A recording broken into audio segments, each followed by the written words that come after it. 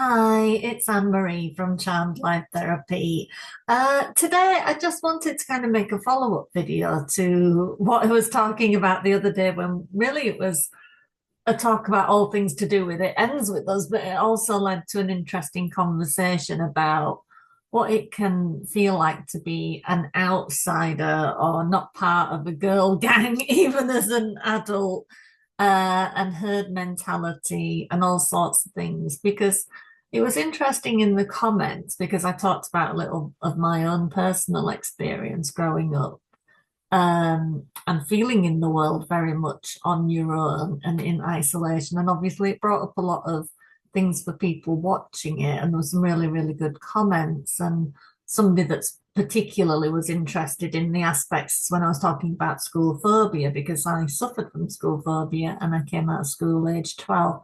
So I thought it was worth a follow-up video, and I might do more videos on this kind of same-ish topic because it speaks to my work really as well. But school phobia is still ongoing for children. Funnily enough, whenever it's kind of cropped up in my work, the child always seems to be the same age I was when I supposedly got school phobia, if you like, and it was 12. And apparently 12 can be quite a significant age for a child, just astrologically.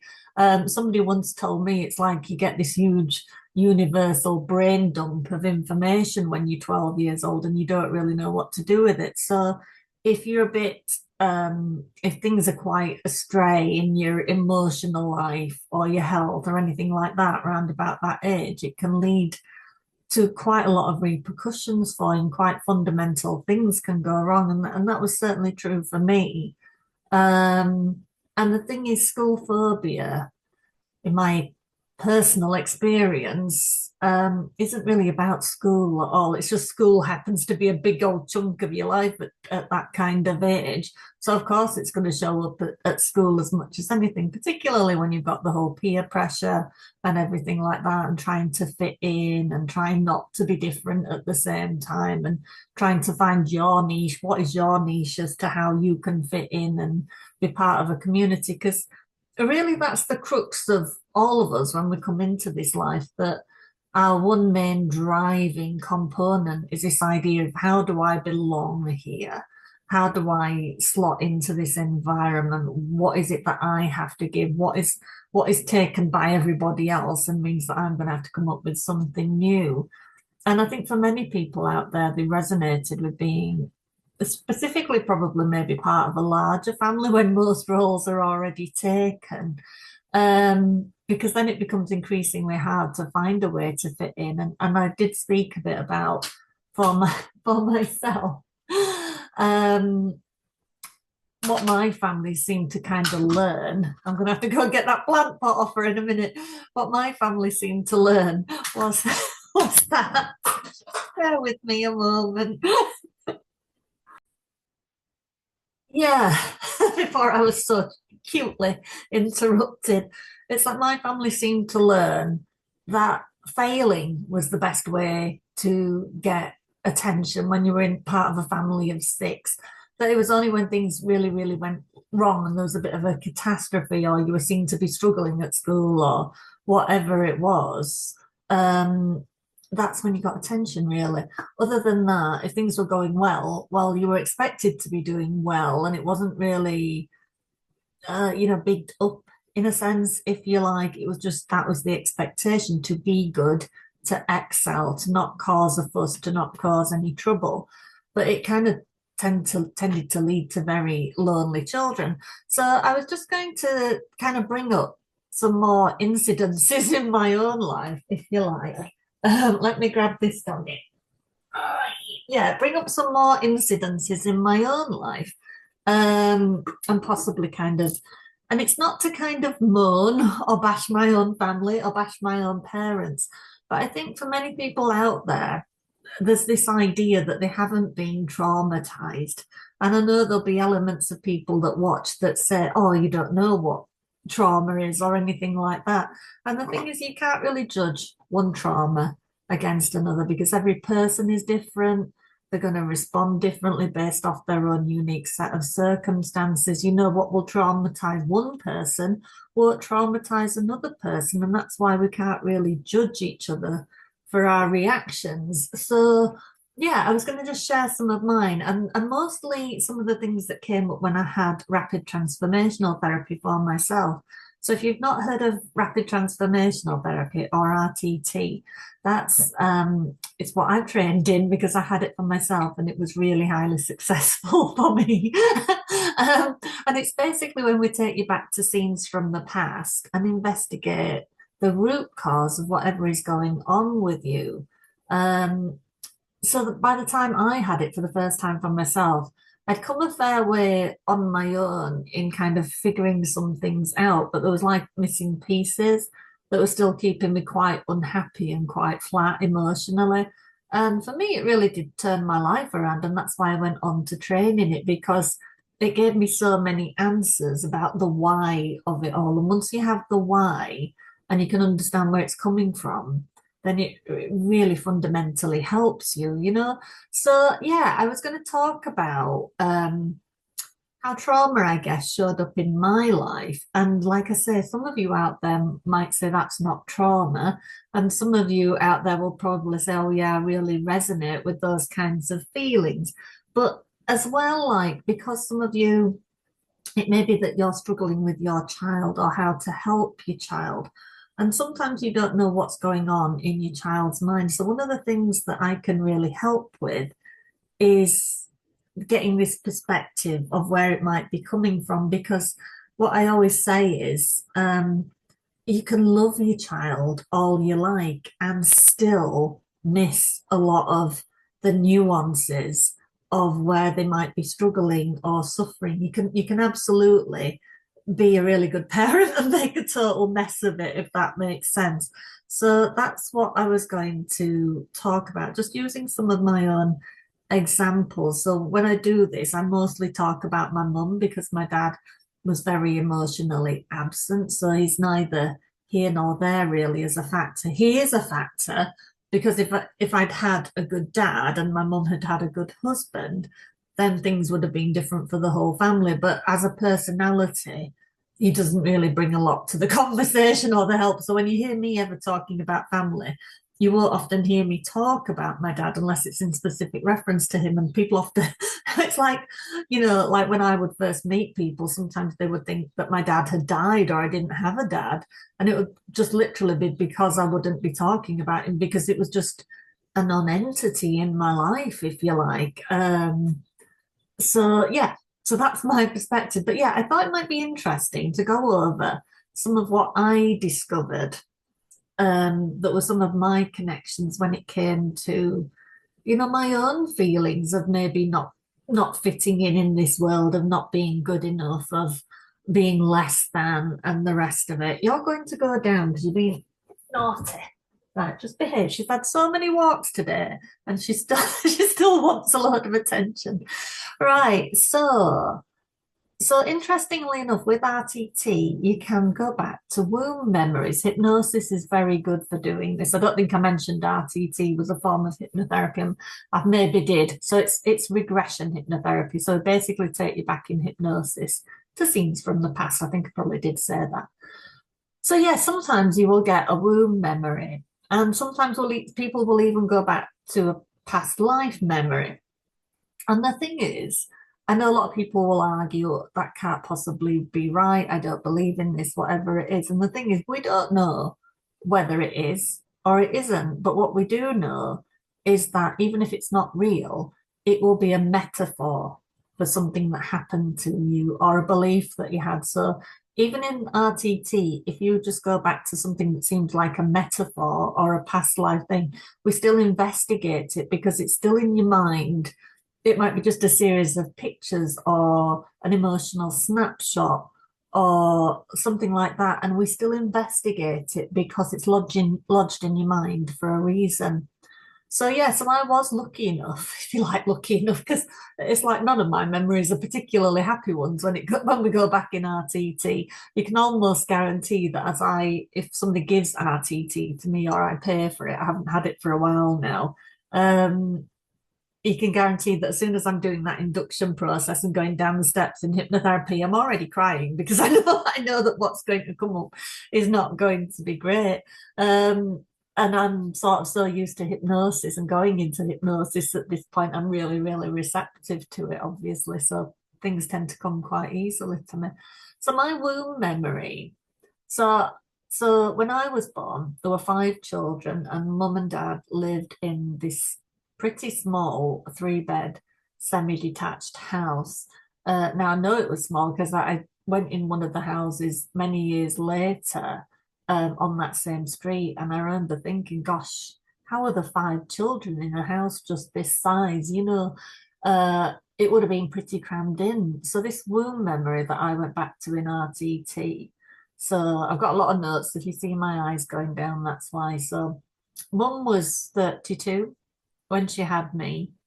And what she always said was that she could never understand how I was kind of such a problem child, if you like, anxious and depressed and all the other um, definitions that were put on me, if you like. She remembers being really happy while she was pregnant with me. But when I went back to hypnosis and it was a memory in the womb, what I had a feeling of, or could hear my mum saying, is what it seemed like, is this idea of there's no room for me.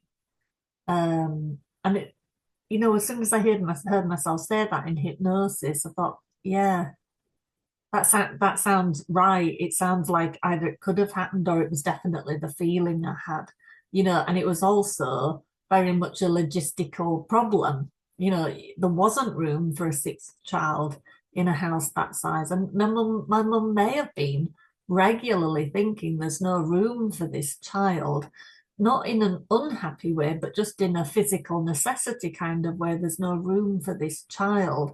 Because you imagine three bedrooms, mum and dad were in one, there must have been three girls in the other and two boys in the third one. So anyway, that translated down to me. And even if it wasn't real, that womb memory, it's a metaphor in my head for my place in the family, or lack of, if you like, anyway. But it did come through as a womb memory, true or false. So what happens then is, if that is an idea in your mind, then straight away there's this idea of you're surplus to requirements, you're a burden, you have nothing to offer, if you like. So at 2, we moved to a 4-bed semi-detached house. And technically, even though it's a big house, there still wasn't enough room because it was still 3 girls in one bedroom, 2 boys in another, and the oldest girl in this tiny box room. And the 2 boys hated each other. They didn't get on at all. They were always fighting.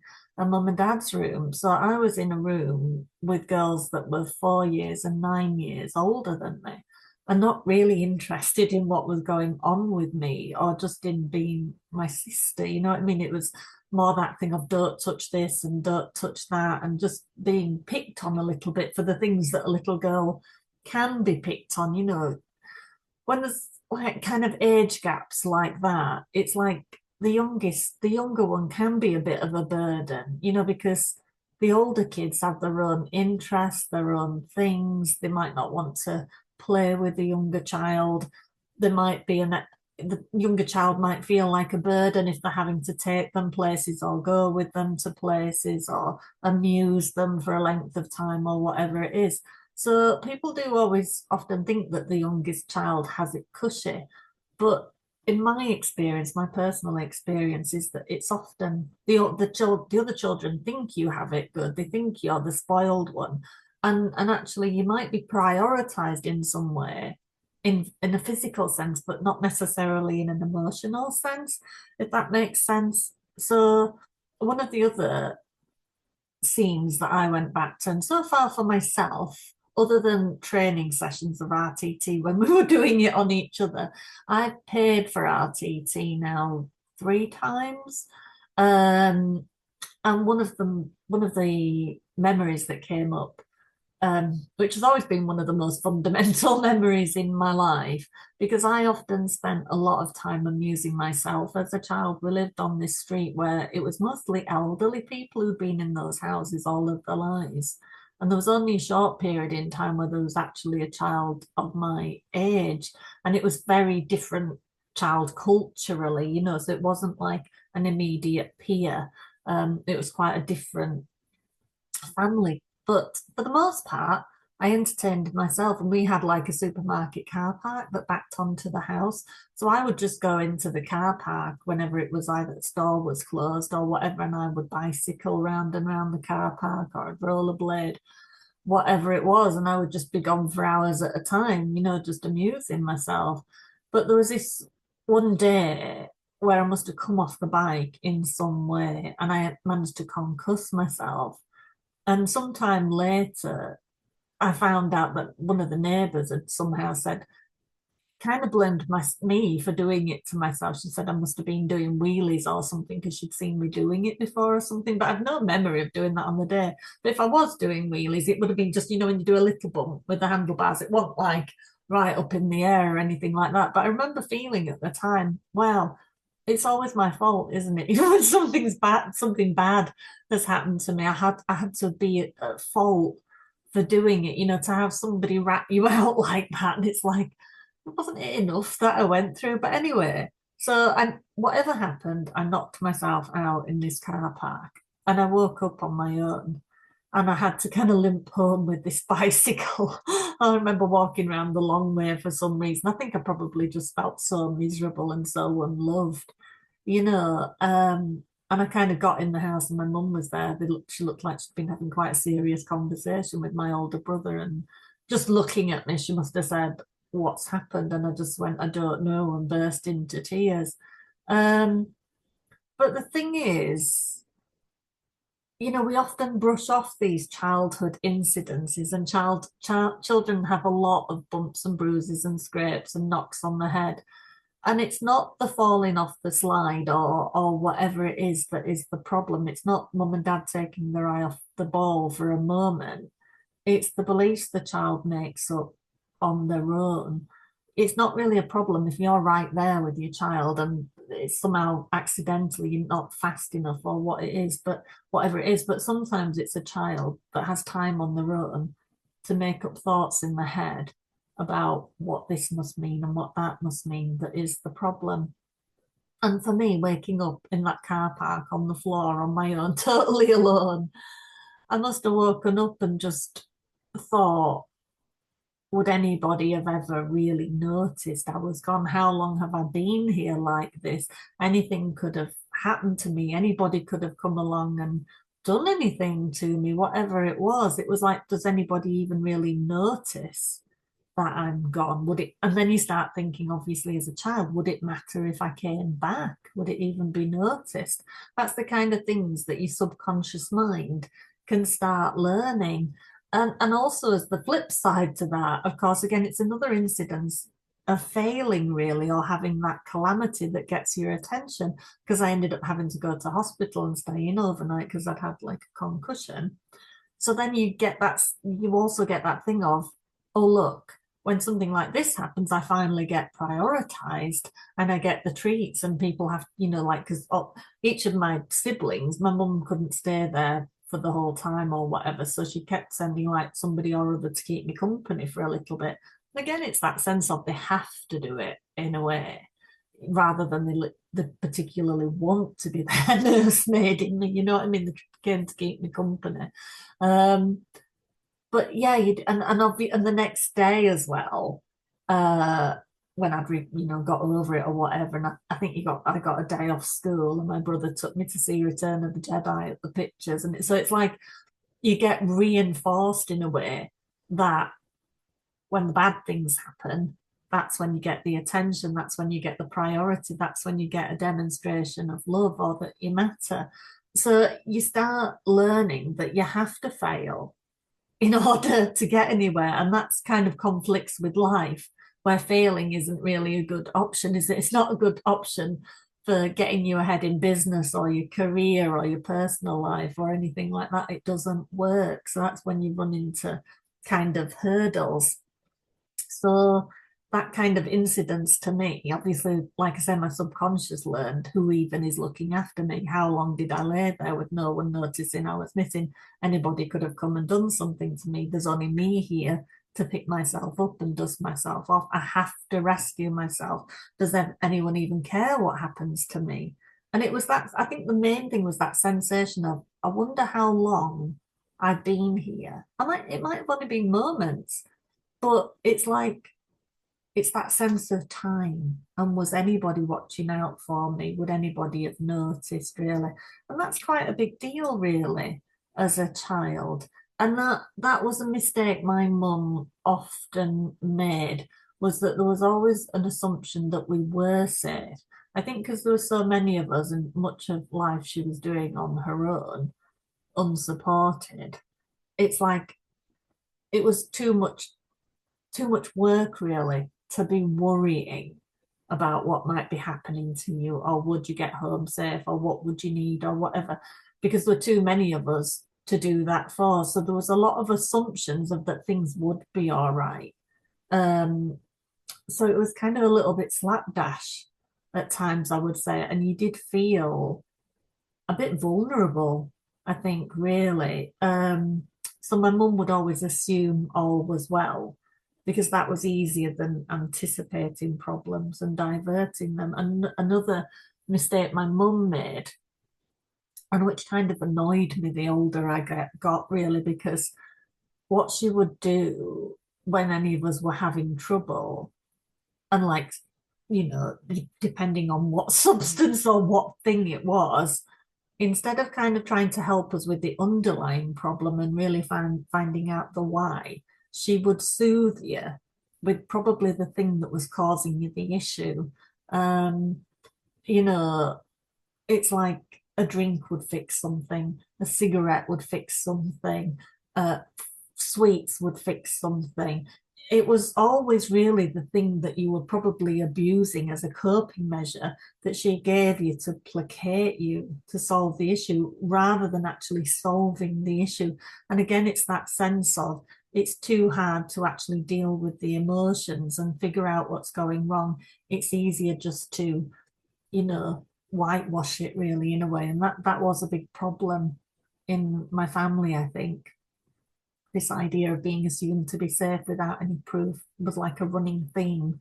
And for many of my generation and probably older people, it's like if it snowed when you were at school or out somewhere and the buses stopped, you made your own way home from school or wherever you were, and it didn't matter whether it was dark or it was light or you had woods to go through or it was a bit scary or you were frozen to the bone or soaked through. It didn't really matter. You kind of hoofed it on your own. And I think probably there's a lot of you kind of around my age that might resonate with that one. I mean, there was a big whole spell when I was young when school was like on strike all of the time. So you just got pitched out at dinner time and you had to go hang out for an hour, just like wherever you could really on the street. And that was the time when really the peer pressure thing was a big deal and groups and gangs formed. And if you didn't have anybody to hang around with, it became really self-evident, and it really affected your self-esteem. And like that sense of nobody worrying about you, there was another scene that came up for me in hypnosis. And it was when I'd gone into town on the bus, I'd taken my niece to the pictures. And that's another big factor in my life, really, was that my niece came along when I was only 8 years old. Her mum got pregnant at 18. And in hindsight, I feel like that was an attention grab. It was like, again, it was that sense of how can I prioritize myself in this family? How can I reestablish dominance, if you like? And a good way to do that was to get pregnant. And I'm not saying that was done consciously. There was probably a subconscious aspect to it, a lack of being careful, a lack of maybe not caring about the thing at the time, just not taking care of yourself because subconsciously something was driving you to say, I'm getting lost in this family. And that was always my feeling in the family. So I'm sure my brothers and sisters probably had it at some point too, and in different ways. You see, I'm kind of like the black sheep now, but I'm also the one that kind of has done all the work and the figuring out and the So I can see the patterns in myself and I can identify things in their life that I think are probably along the same lines, not that they would ever take it from me. But yeah, I went into town with my little niece and I would have been about 16, so she was 8 years younger or something. And for whatever reason, it must have been a reasonably good day when we sat out because I really remember being in like a skirt and like thin tights and just like not great shoes, and out of nowhere it kind of snowed really thick and fast. And just literally the buses used to just stop. They just didn't even bother trying to go. So I had to walk my niece home from town and it would have been about 5 or 6 miles. And it was getting dark. It was like tea time by the time we got out of um the movies. And I remember walking home and I was really upset. I mean, it was the time before mobile phones and all of that, so you couldn't have rung anybody. But it just really struck me that, we were up clearly later than what we'd expected to be. There was all snow outside, and nobody thinks to come looking for you or jump in the car and see if they could meet you halfway or find you or whatever it was. And I remember coming in and I was clearly angry about it or upset at least. And it's not even a blip on somebody's radar. It's like, what do you mean? There wasn't even like an idea in the mind that maybe they should have checked. And that kind of, I think probably a lot of you will resonate with that kind of thing. It's like, it just gives you that underlying feeling is, does it matter if I'm here? Because it doesn't seem to matter if something happens to me and I disappear. I'm not a worry to anybody. I'm not a concern. And it doesn't matter what the truth is over what mum and dad thought. It's the feeling the child gets. Mum and dad can love you and really have their eye off the ball at the same time because they're coping with day-to-day life and the challenges in their own relationship and all the rest of it. But for me, it was like really easy to feel uncared for and surplus to requirements and actually quite vulnerable. You wanted someone to worry about you, not react when things were already proven to be serious or dangerous. It was almost like a shock when bad things happened to us. With my mum, it's like, what do you mean? Kind of thing. It was like panic stations, and I would often be, I just don't understand why it has to be so hard or so dramatic or a massive deal. It could be so easy, so much easier if you just paid attention to us or really asked us or really took on board what we were saying, with our concerns. One of the youngest memories I had kind of coming through RTT was this, and I think this one came out when I think probably the third time I had RTT, and it wasn't something I'd ever considered before, but it made a lot of sense in hindsight. So it was a memory of like my first sleepover, and I was kind of this scaredy cat child. And I think it took a couple of goes before I successfully completed my first sleepover. I'd go and like, I'd want to go home or whatever. And again, I think most people can resonate with that. I probably remembered something like that. But when I finally did go and I stayed over, I mean, I always felt like a complete alien as a child. I never felt like I fitted in anywhere. I always felt like eyes were always on me and not in a good way, But what came out in hypnotherapy when I went to my friend's house and stayed over was how different I found this family that I stayed with. It's like this idea of mum and dad getting on and not at loggerheads and this like not as a child, you weren't recognizing it as love, but this idea of banter backwards and forwards and getting on with each other. And it just felt different. There wasn't an atmosphere in the house. The children joked with each other and there was that camaraderie. The children weren't doing adult chores. There wasn't a set of expectations. They weren't doing the washing up after eating. The baby of the family jumped up and down on this little red ballerina vanity case I had that I was very proud of. And I just remember thinking, gosh, she didn't even get in trouble for doing that and like ruining it, I mean, there was just no shouting, no repercussions. And it registered to me as very different. And in that moment, and this is what happens for many children, you'll have a fundamental moment like that where you make up this belief. You see something and you think, why don't have I have that? Why doesn't my life look like that? Why is that lacking in my family? And you make up this decision like that it's like, well, it's me that recognized it. So it must be my role to bring that back to my own family, my own circumstances, and make it look like that. And that's kind of when you get like a childhood imprint. And it can be when you go out into the world and see something, or it can be an imprint an adult put on you. But it's when you make this instant kind of belief that it's my responsibility to do this thing. And what we don't realize as a child is that it's an adult responsibility. So we're not capable of fulfilling it. And we start to learn that the things we take on for ourselves, we can't fulfill. So we start learning we're not good enough and we can't fulfill things. And the rest of that, that's where those kinds of beliefs come from. It's when adults or ourselves put these adult expectations on us, and as a child we can't do those things. Children are told off for doing so many things, not being clean, smelling, not looking like somebody else's child, not being tidy enough, not doing the bedroom, yelling too loud, not having a concept of time, whatever it is. And adults forget that that's just normal childhood behaviors. The things you want them to be like are actually an adult expectation. A child cannot fulfill them. Children can't track time because they're mainly subconscious individuals, and subconscious mind doesn't track time. That's why children go, are we there yet? Are we there yet? That's where that stems from, because they're largely subconscious in nature. The logical mind doesn't really come on board till there's school involved and routine and structure and schedules and the rest of it. So you get progressively more left-brained, if you like, the older you get, really, and the more you're in that system.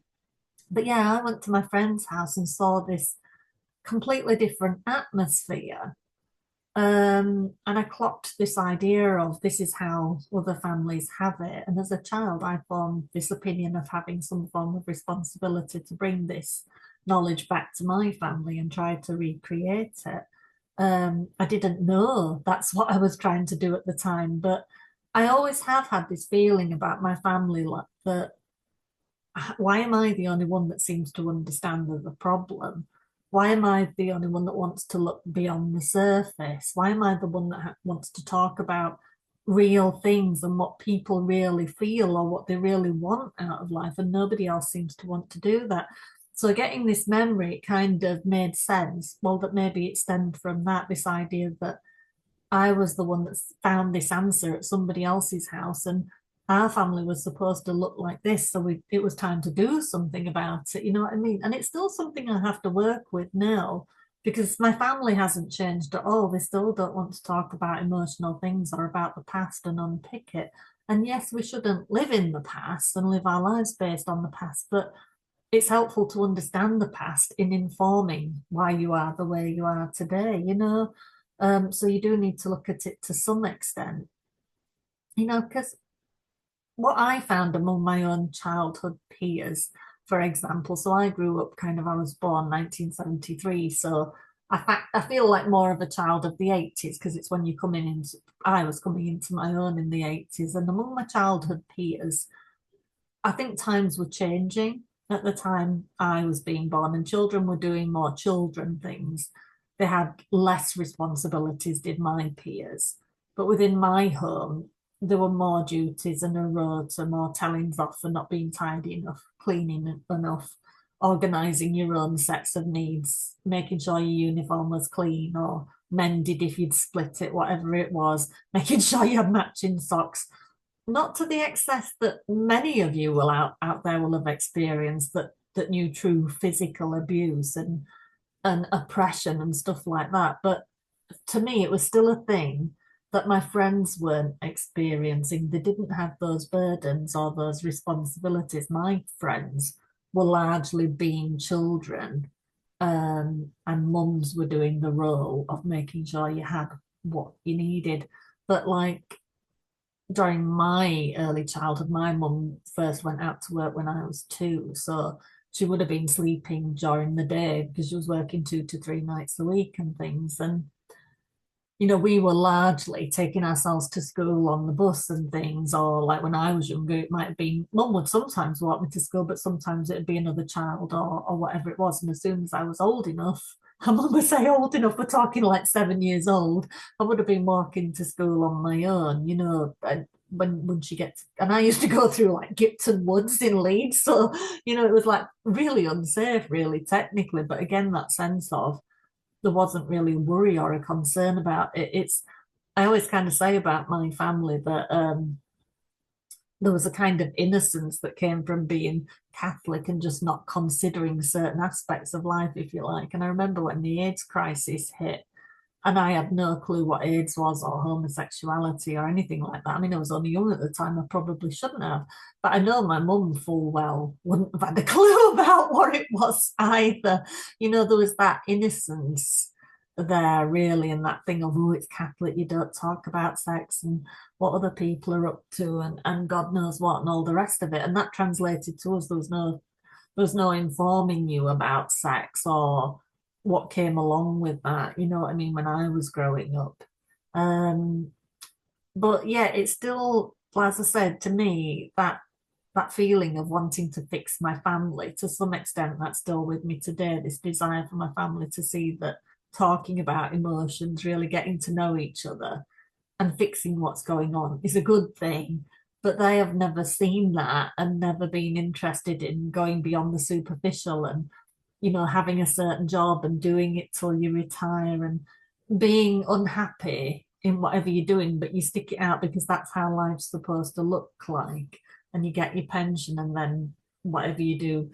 It's that thing of not really living a life, or not questioning what life actually is, and that still is painful to me. It's still something I deal with all of the time because I might have said it before. It's like sometimes when I'm dealing with my family, I feel like I can't be me. And I feel like when I converse on their level, and it's that superficiality and it's not going any deeper, it feels like me being passive aggressive. So I feel like I both can't want to communicate with them, but also can. And that when I do communicate with them, it's not as myself. So it's like you end up feeling like I don't want to deal with this family at all because it's just easier not to, rather than that you don't want to. Um, so hopefully some of this is making sense to some of you, this rambling, but I'm trying to just give you some ideas of where it might have gone wrong for you, because for a lot of people they often question why do I feel this way? What is my problem? I didn't have a hard time. I wasn't poor. We had food.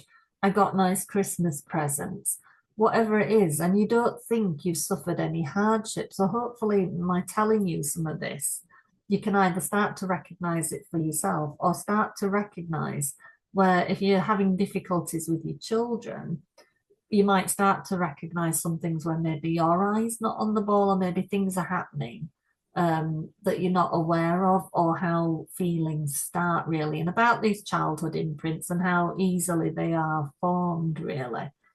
So just to be aware of it, because you might be able to start putting two and two together and make sense of something. So as a child in my home, there was often an undercurrent in an atmosphere for sure of, have I done the things that I'm supposed to have done? Is it okay to be sat here watching TV or reading? Sometimes you would literally jump when the car came up the drive or the back door opened, or you dread coming home from somewhere because you weren't sure if there would be a fault of some kind to be answered for or an atmosphere caused by something else.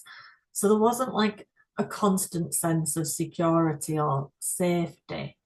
Um, and this is where I find it hard with my family because I recognize that many people have it much, much worse in more obvious ways. But it was it was like an underlying fear and an insecurity, and it was more there than it wasn't. You know what I mean? So you were always a bit on tenterhooks, really. So I guess you never really relaxed. You never knew which version you were going to get, maybe. And at times it could be wonderful. And we tended to have good Christmases and your birthday would be good. But it was the emotional stuff that went by the by. I mean, we didn't always have money. There were times when times were lean and times when we had it pretty good, but and again, I guess it's that sense of inconsistency and not being able to rely on something. So just let's see how many more scenes I've got. I think what is this, my last scene? I'm sure there's many more because well, oh yeah, it's a bit longer than I thought it was. There's a couple more things I was going to say, and I'll probably do further videos on it because what I do really when in terms of my job and helping you with hypnotherapy, the most part of my job is giving you the insight into where it's coming from, where the problem started. I put two and two together for you because often you might be out there thinking, I don't understand why I don't like myself. I don't understand why I don't feel good enough. I don't understand why I don't feel good enough for my partner and like I have to change something. I don't understand why I don't just go after my hopes and dreams. I don't understand why I'm afraid of success. I don't understand why I feel like money is a problem, or money is always going down the drain, or money doesn't come to me, or the opportunities other people have don't seem to come to me. My job is to help you figure that out and reframe it and give you the new beliefs that you actually do want. And it's these kinds of things that those things stem from. Just random little incidents in childhood where an imprint was formed on you. That is where they tend to come from. So other scenes of feeling less than, one of them was like I kind of had to go to ballet as a kid. And one of the things that mum did to me, and I think I was a little bit of a like, I mean, don't get me wrong, I was by no means a confident child whatsoever, but for some reason, mum saw something in me now, whether it was the youngest and I was the last gasp, if you like, or the last chance to recreate her own childhood through me or something. She always like tried to do this thing of I was going to be something. She entered me in like Miss Pear's soap competition, sent a picture off. And, she knew of somebody at work that had children that went to like dance classes and stuff. So she once put me up for like an audition to go along with them, except they'd had all the training and I'd had no training. And mum didn't even really know whether I could sing or anything, but I'm like wanged off to the Grand Theatre in Leeds to audition for Annie. And I'm putting this group of girls in front of this person and asked to sing. And it's like, obviously my voice comes out all little and they're just like belting out like stage show kids. There were a lot of incidents like that when I was young, where it would be reiterated to me that I didn't do very well at these things that I was put up for, or I was mediocre at it at best. It's almost like a failure to see what your child's strengths and gifts were, and rather than trying to fit them into a box that you want them to be in, kind of thing. So I went to ballet school, and I remember most times walking to ballet, and I didn't want to go. And the kid, my brother or my sister, whoever it was, didn't want to be taking me either. It's just this sense of mum wanting me to be something.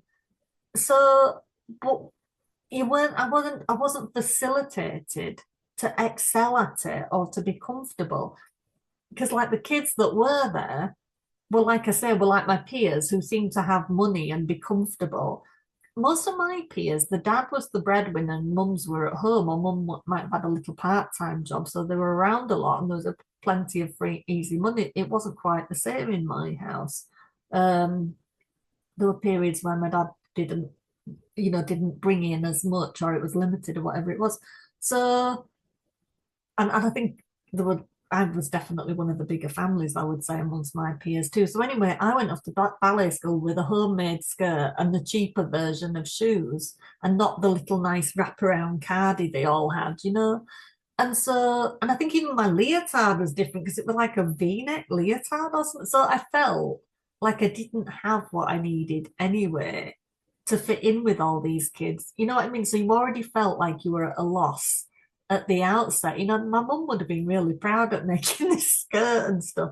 So you also felt this guilt, really, that you resented that you didn't have the same things. Especially if you're a sensitive kid, you'll pick up on the fact that you're annoyed about not having what you need, and then you'll feel guilty that you feel that way because you know mum and dad are doing the best or that this isn't available or whatever. So you kind of get a double whammy as a kid, I think. And that might resonate for some of you, but it's like wanting me to be like the golden goose or the one that got somewhere. And she made the mistake, my mum, of telling the other, like my brothers and sisters, this as well, that I was going to be something. I was the one that was going to go to university, whatever it was, you know.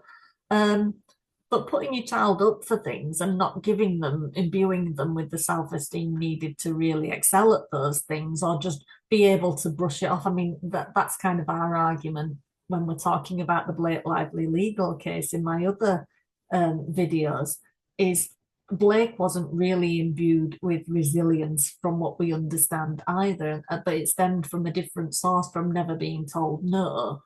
You know, if she'd have gone to ballet school like this, mum would have slipped somebody some money or paid somebody off to give her a higher grade on a test or something. You know what I mean? Or got her into a stage school or whatever, or put her front and center whether she deserved to be there or not. So she never built up resilience. So her problem was in a different way, but it still leads to a similar sense of insecurity, really, because you, like Blake Lively, can only cope when things are going right for her, when the way's being paved for her. So she's damaged in a slightly similar but different way, you know, kind of thing. So I was put into this audition for theatre and had to belt out songs from Annie when I'd never sung outside of school assembly.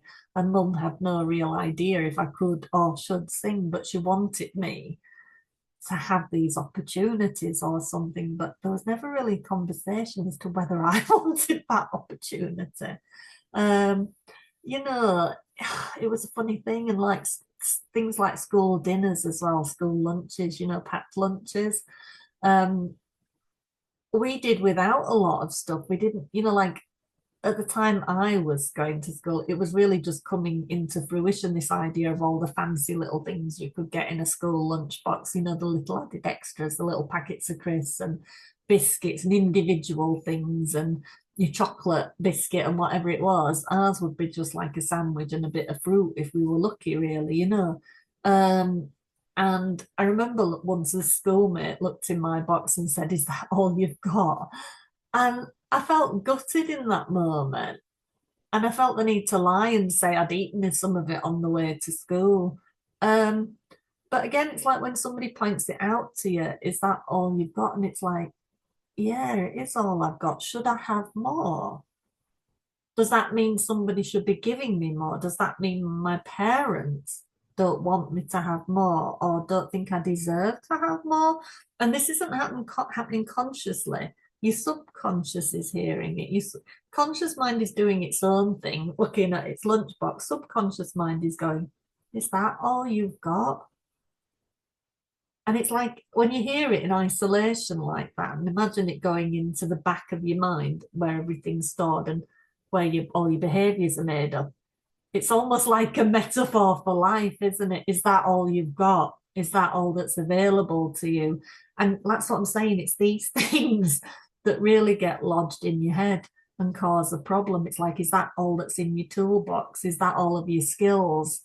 You know, is that all you can do? It translates through to all of those things. Just having a critical comment on your lunchbox, it means so much in hindsight. It means this is all somebody thinks you need or all that somebody thinks you deserve to have. The person that's literally meant to keep you alive and on this planet, your mum or your dad or whoever, you know, that thinks this little bit that somebody has identified is all that you're worthy of. We're hearing all of those things subconsciously. So this is what I'm saying when people have had big physical trauma or really been beaten by the parents might say, that's not trauma. I know, you know, or you know, people that have had like subtle trauma think I don't deserve to be upset about any of this stuff. But the thing is, it all affects you, regardless of whether it's physical or emotional. We're all hurt on some level, and we all need to find a way to deal with it as well. So, like I say, as silly as it sounds, when a peer says something like that to you, and with incredulity as well, your subconscious mind is actually just concluding, yes, this is all I have, because no one cares enough about me to make sure I have what everyone else does. So what does that say about me in turn? And it was always the same after showers and PE class as well. Those horrible communal showers. And the cool girls afterwards would get out their impulse sprays, and I wouldn't even have deodorant. And it's silly little things like that that make a big difference to kids in terms of feeling like they have things in common with people. And I often felt smelly and self-conscious in school because I never had these bits and pieces. You know, we'd kind of been brought up to be quiet and not ask for what we needed. If we'd have gone to mum and asked for these kinds of things, we likely would have got them. There might have been a bit of a, oh, I don't know if I can afford that, or a bit of a grumble or something, maybe. But she might have just got it for us, but we weren't raised to feel like we could ask for our needs to be met. That was the problem. And we were raised in this environment of not to ask because it might not be available, there might not be the money for it as well.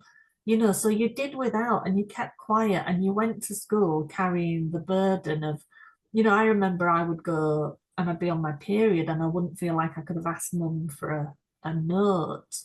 So you'd be trying to hide the fact that you had your period while having to go into communal showers and such. And I got my period quite young. So, you know what I mean? A lot of period shaming goes on with kids when you first get your period.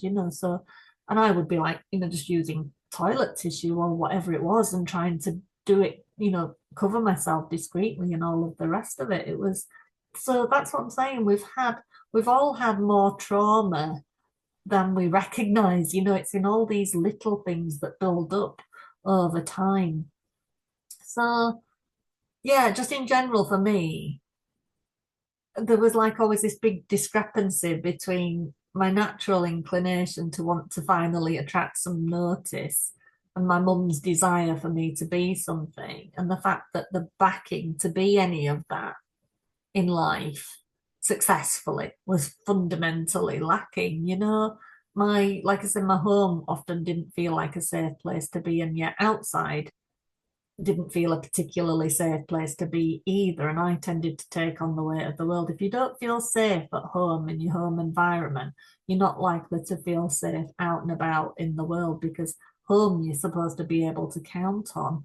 Outside world, you're not supposed to be able to count on. So it's like there was another silly memory for me where my brothers had like a Planet of the Apes mask. And there was one day when I was outside in the back garden and I was only about like 3 or 4 maybe. And I saw this monkey mask in the window and it like terrified me. And I remember running into the house and really, really upset. And of course, to the older kids, you're just being stupid, aren't you? And silly, and you just get picked on or teased. And there was a little like Harry Potter like cubbyhole under the stairs in this house, which was my little hideout. And not long after that, it might be the next day or the same day, I opened the little cubbyhole to go in and they'd hung the monkey mask there. And it's like that was another memory that came up in RTT. And that's what I'm saying, how silly these memories can seem to be when you're an adult that fundamentally affected you as a child. But what it tells you is that the people inside that home I am not safe with, because they'll do things that scare me. They'll know it was going to scare me and they've done it to me on purpose. So what does that say about me? What does it say about, am I cared for? Am I loved? Am I physically safe? Can I trust these people with my safety? It's telling your subconscious mind all of these things. So that day, I wasn't safe outside because it was looking at me from the window. And I wasn't safe inside because they stuck it in the one place in the house that I felt was safe and that I felt was my little security blanket, my little Harry Potter cupboard. So it's like, this is what I'm trying to say. If you're struggling with your child, or your child's going through school phobia, or you're an adult that can't really understand why you still seem to have, you just don't feel like you have a place in this world, or you can't fathom out your life, or you can't fathom out what you want to do with your life. It will stem from lots of things, just like these experiences, and we can fathom that out together and put two and two together for you and get you those insights. So yeah, but I did do this thing of taking on the weight of the world. And I remember one school assembly. And I was absolutely terrified because our headmaster was quite scary. And we were all sat cross-legged on the parquet floor. And I had this quite unusual autograph book that had the Pierrot clown on it. It had been a gift from my godmother. And I remember I hadn't seen it in ages. I hadn't looked for it or anything like that. But the headmaster was storming up and down this assembly, raving, and he had what looked like my autograph book in his hand. And he was yelling, screaming like mad because the leaving class that were due to leave had been writing each other's leavers messages in this book, and apparently a lot of them were like crude and vulgar, and like what God knows what they were saying to each other, probably F you and all the rest of it. But it was like a strict Roman Catholic school. You weren't supposed to do these things.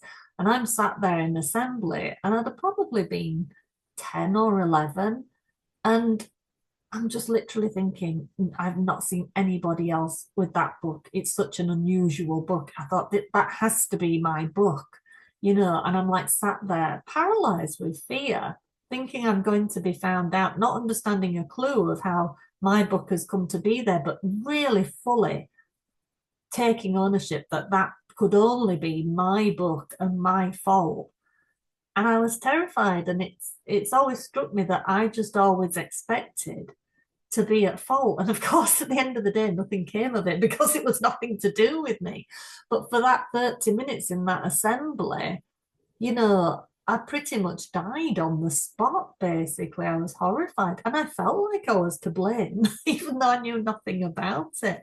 It's kind of crazy what we do to ourselves. Some of you out there might not resonate with all of this. You might not have felt this way as children. And if you don't resonate with any of it, then I think you have to class yourself as very, very lucky, because I think you have to pat yourselves on the back because you've probably had a very safe, very secure feeling childhood if you don't resonate with any of these things. For most of you out there, I think you'll resonate with some of them or have had similar experiences.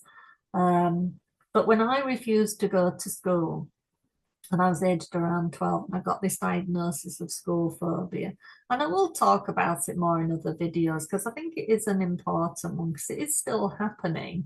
In my day, it was very new. I think there weren't many people that had been diagnosed with school phobia, and the ones that had been homeschooled, their education was continued.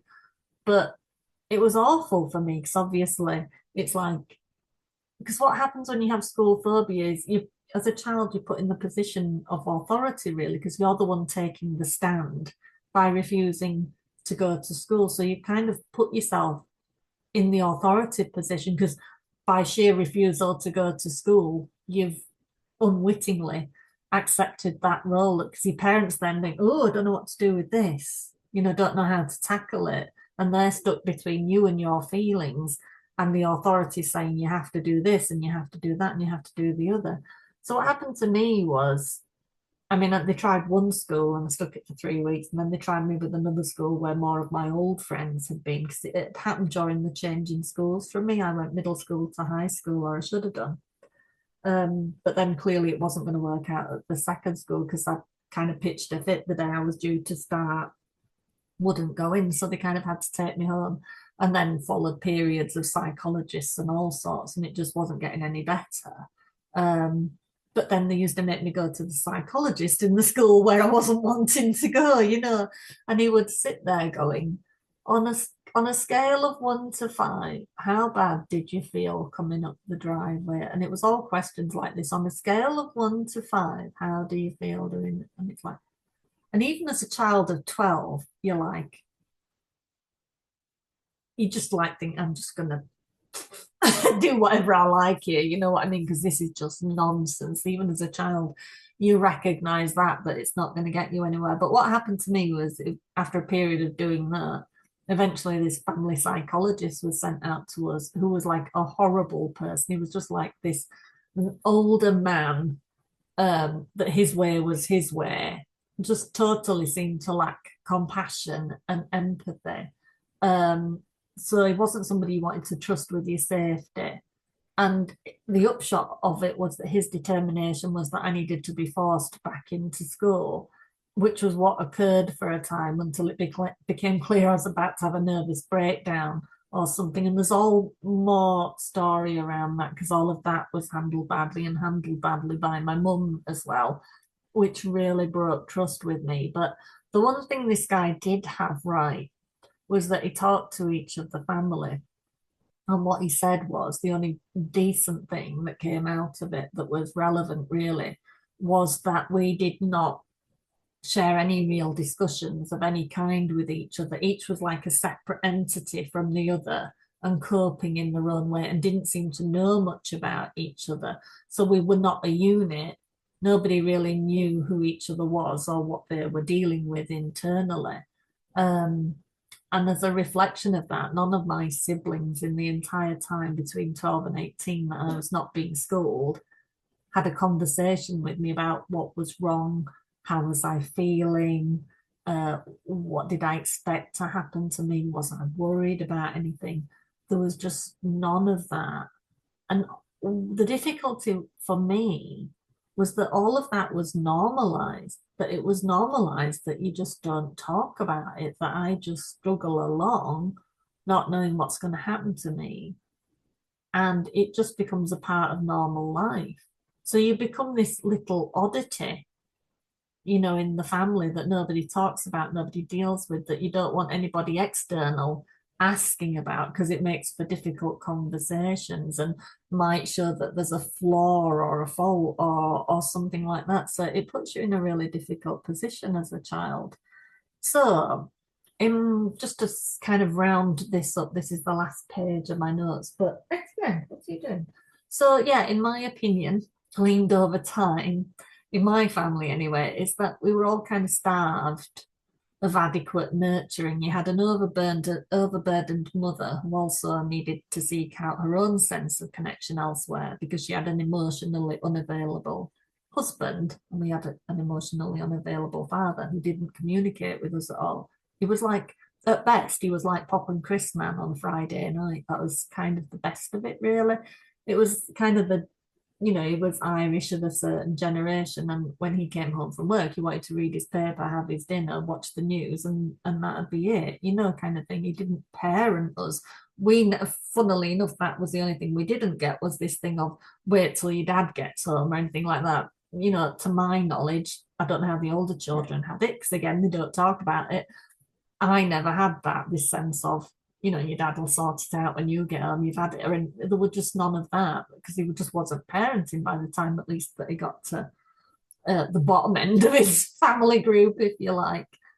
So my opinion of him is he didn't get to know us or take a real interest in our lives. So we were literally in competition with each other for bits of one-on-one attention. So subconsciously, why would we share with our competitor? Why would we express the weakness of having feelings or worries with each other?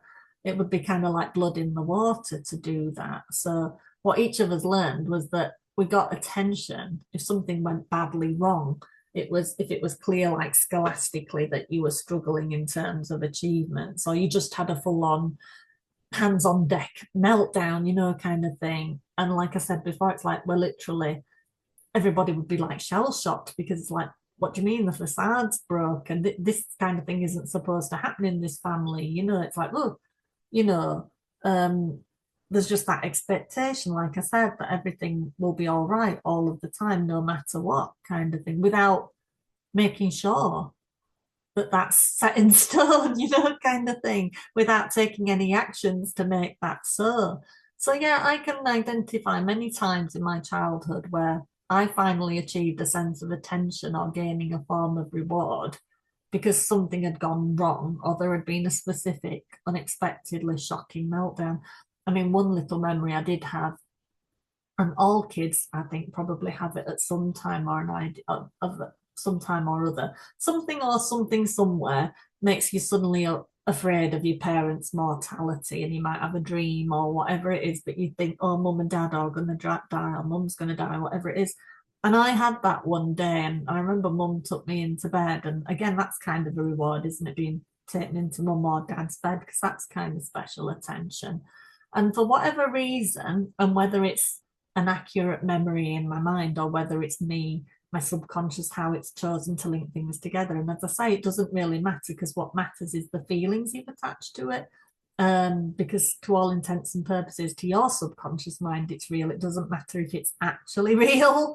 But yeah, what my mind linked together from that was that that day that I was really upset, or that night when I was upset that mum was dying, that the next day I was kept off school and I was taken into town, and I got to go and look at bikes because I wanted a bike for Christmas. So I kind of got to go and choose a bike. I mean, it wasn't the bike I got in the end, but I think it, so however it had happened, this situation, I linked those two things together. And again, it was that sense of the rewards come when you're really upset, when you're really scared, when you really feel like the world's ending. That's when you get that little bit of attention and prioritization and a feeling like, and a reward, literal reward in the sense of things often. So that's an important thing to bear in mind for yourself, and potentially where you might have made up some of your own beliefs, or where your children might currently be making up their beliefs. It might be something that you could have a little think about, what your child is actually going through. Maybe it might be kind of enlightening for you. So yeah, for us, we were expected to be very good, seen, smart, seen and not heard, no trouble. We had to be on par with what other people's families looked like. There was comparison going on. Sort out your own clothes, not stain your knickers if you got your period, not attempt to hand wash your own knickers, knowing you'd get in trouble for staining your knickers, not hide things you knew you'd get in trouble for that weren't really even in your control to do anything about anyway. There was a lot of that going on. There always seemed to be a reason it was easy to get in trouble for not meeting standards that actually, by any normal measure, was the adult's expectation and not yours. We had a lot of that over clothes and uniforms and things like your sanitary wear and stuff like that. All of that was an issue. Not all of that was not laid on for you and sorted out. You had to be aware of if your shirts were clean, if your skirt needed stitching, if you had a matching pair of socks. There was we had a lot of that responsibility on ourselves, and we were often in trouble. I mean, I got in trouble so many times for not being adequately well dressed. It's like, why are you wearing that? But a lot of my clothes were like hand-me-downs. So, you just do your best kind of thing. But I was often told, you smell, there's a tide mark on your neck. Why are you wearing that? Look at so-and-so's child and how they look. Now, then look at you. One of the things I do remember, and I know I'm painting my mum out to be horrible, but what you have to bear in mind is that what sticks in your child's mind tends to be the negative, less of the positive. It's the things that really get in there that tend to be the negative ones, So I'm telling you these things not to bash my mum, but for you to get an understanding of where things might have happened to you and that it might have been in similar ways, or to get a sense of where you might be accidentally going wrong as a parent or overlooking things, I guess. Because parents feel a lot of pressure, I think, for the children to be seen to be doing well and to be coping well and to be comparable to somebody else's child as well. And I guess it's even more complex these days because you've got more instances of autism and ADHD and all of the rest of it as well. There's so much more pressure. And there's so much more emphasis on exams and SATs and all the rest of it as well, I guess, too. But yeah, I remember like specifically mum would often target my weight, as would my older sister, and it'd be a point of focus, if you were putting on weight or anything. I remember being yanked up by my arm and being stuck in the mirror and said, look at you, kind of thing, because you'd put a bit of weight on. But it's really normal to put on weight around 14 to 16, even when you are eating too many biscuits. Everybody gets puppy fat. Again, it's an instance of doing normal childhood things, having normal childhood fluctuations and being criticized for them, often for things that you have no control over and are natural things to be happening. It's those things that get wedged in our minds and make us feel like this idea of I'm not good enough, I don't meet somebody else's standards, I'm failing, I'm a letdown. It's all of those kinds of things. So my point in telling you all of this is today is to get you researching your own mind and putting your own two and twos together. But yeah, it all teaches you, you know, normal childhood things you should have been receiving help with. You shouldn't have been expected to achieve those to an adult standard on your own. That's the thing. Like I say, it all teaches you that you're not good enough and you're different from everyone else who isn't having to do these things as a child, who doesn't have those same responsibilities. My mum died in 2021, and recently one of her former friends, who is now in her 90s, it's really nice. She just calls me every once in a while. And it's always a thing, really, because she's always quite shocked that she's still alive. And my mum died like a very glamorous 78. My mum looked beautiful even when she died. Her skin was wonderful and all of the rest of it.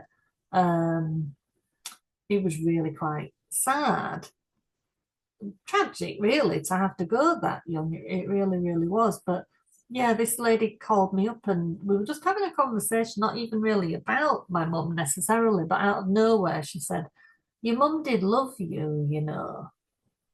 And she told me that, love, was what she said. And like I said, we haven't really been discussing mine and my mum's relationship. And I remember thinking, I wonder if that was like a transmitted message, this lady being like, not too far from death, in the 90s and very not well. She hasn't died yet, but you do wonder if it's just somehow a little message that has come through them, that they've accidentally picked up on a message that's come through for you or something. Getting a bit woo-woo there, but I do believe in that to some extent. But it really I know it should have uplifted me, but it really made me quite sad, because in many ways it's all just a bit too late. You know what I mean? I needed to hear that more often when I was young. Like my mum could be very, very loving and yet very, very harsh. And she didn't really say, I love you to her children. She said it to me when I was older. She said it to me at one point, that I do love you. It's funny that actually, yeah, she did say it in those same words. I do love you, as if to me as an adult, as if to say, you don't seem to understand that I do love you. And I think she recognized in that she probably hadn't done a good job of raising me to know that I was loved. And I kind of often will term that as, many children will have an experience of growing up knowing they were loved, like in a left brain kind of way. I know my parents love me, but they don't actually feel loved because they're not getting that emotional support. So it's two very different things. You can definitely know you are loved, but not feel you are loved. And that is a form of trauma too.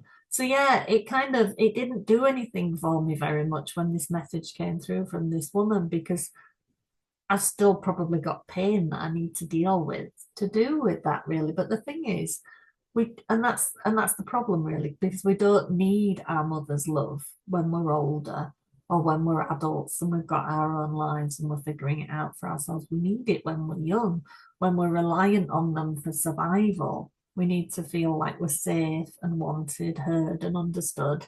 And if we don't get that when we're young, we tend to grow up believing we'll never have it or we don't deserve it. So I guess one of the things that I would most often say to parents is to really focus on your child's sense of self-worth and high self-esteem. Make sure you know what your child's gifts are and encourage them in that way. Don't just wang them into dancing or wang them into football or wang them into whatever is the current popular pastime. Listen to your child, see what your child feels is their strength. Really prick up your ears and tune into your child.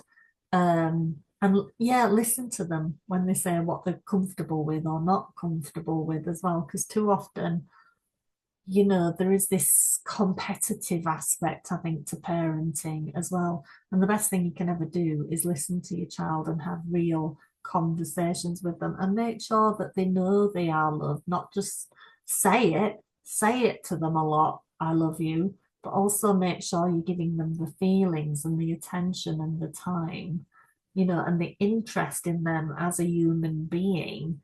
It's so easy to get sucked into the day to day and the routine and the structure and the deadlines you might have at work and the nanny or the daycare and life becomes very functional, and it is functioning in some way, but these little subtle traumas are slipping in underneath. So that's enough for right now, I think. Like I say, I may do some more videos along this kind of same framework. I hope that was of interest to you, a little bit of a break from talking about all things it ends with us and all of that. But it's interesting to talk about, because this is why I can have some sympathy for Blake in a way. Because she's got damage in a different way. Because who knows what Blake Lively would have been if she'd have been left to make up her own mind about what were her strengths and what were her weaknesses. Would she even have been an actress? She might have gone into fashion or do something else, but her mum was a talent age, and it was like, I don't care how well you can sing or how well you can dance, you're going into this talent school and nobody's going to be able to say no to you. You know what? It doesn't matter if somebody says you're not going to excel at that or you can't have this. It's like you don't hear no. But then she's not very good at it anyway. It's quite sad, is Blake Lively, really, when you think about it, because look at her with all she has and all the wealth, but she'll never be taken seriously as an actress because she never has been taken that seriously as an actress. If you have a really meaty role for an actress that you think is like Oscar worthy or whatever it is, who is going to come to mind when you think of that role? It's not going to be Blake Lively. So she's got a cap on her in this field that she's chosen. And I think we see that she struggles to kind of find a niche. I've been saying, like, more or less since the beginning, it's like she's trying to find what her niche is. She tried doing preserve, she tries doing fashion. She's doing Betty Buzz. She's tried doing the hair care. She's doing this. She's doing that. She's doing the other. She's not really finding what her strength is, and it's quite a hard way to live. And that's what I'm saying. Why, I can have some little sympathy for her, because you don't do this to yourself, what she's currently doing to herself, without having an awful lot of damage as your backstory, So, yeah, I do tend to bear that in mind a little bit. But please do hit that like and subscribe and share if you found this useful. And you can always drop me a comment, or remember, you can book a free call with me to discuss rapid transformational therapy. But I do conversational hypnotherapy, I do 6-step reframe, I do rewind technique, I deal with PTSD, everything like that. It's all to do with anything that's to do with you being a bit lost in your head and not knowing how to get where you're going, and not knowing what the source of that is, and not knowing how to get the right answers, or not knowing how to fire up your ambition, not understanding why you're flat or lost or whatever it is, or struggling with your self-esteem or hard on yourself. If you can't figure out why you are like that, because you don't really think that you've been traumatized or there's necessarily anything that's been that difficult in your past, you might actually be surprised at what you could discover through having some of these forms of hypnotherapy. And like when we deal with your subconscious mind and we get the real answers, change can happen really fast, and it can be very profound as well too, because sometimes it's just a change in language that changes everything. Like how I said about the lunchbox, just looking at the lunchbox and that friend saying, is that all you have?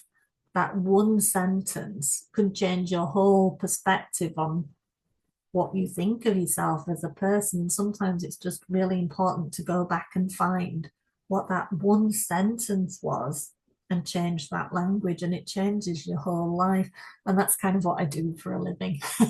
Anyway, like I said, hit that like and subscribe. Share if you can. Apparently, if you're on a phone now, you can hype the video. If you like, I think it's if you go in the comments and swipe to the right or something, you can hype a video. So hype it if you feel motivated to do so. But I hope that was interesting, and I will see you again soon. See you later.